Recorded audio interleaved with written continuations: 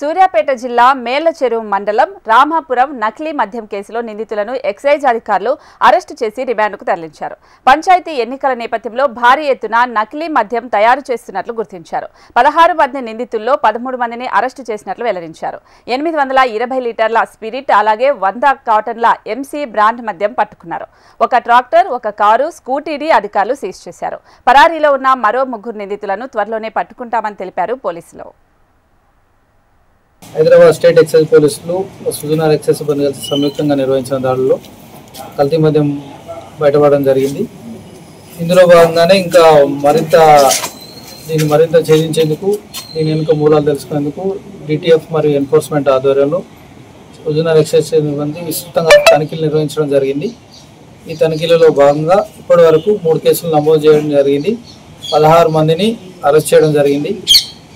ఒక 3 పరారులో ఉన్నారు.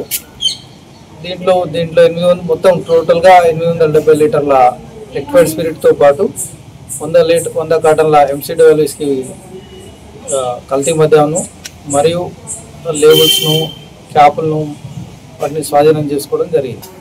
కొంతమంది వ్యక్తులు తయారు చేసే ప్రయత్నం చేశారు. దాంట్లో నిల్వ చేసుకొని పంపించే ప్రయత్నంలోనే దొరుకుకోవడం జరిగింది. అంటే ఈ మద్యాన్ని పలు చోట్ల కేసులు నమోదయ్యాయి. ఇదే విధంగా తెలంగాణలో అయితే ఇక్కడ నమోదైంది. ఆంధ్రలో అయితే ఒక 10 చోట్ల కూడా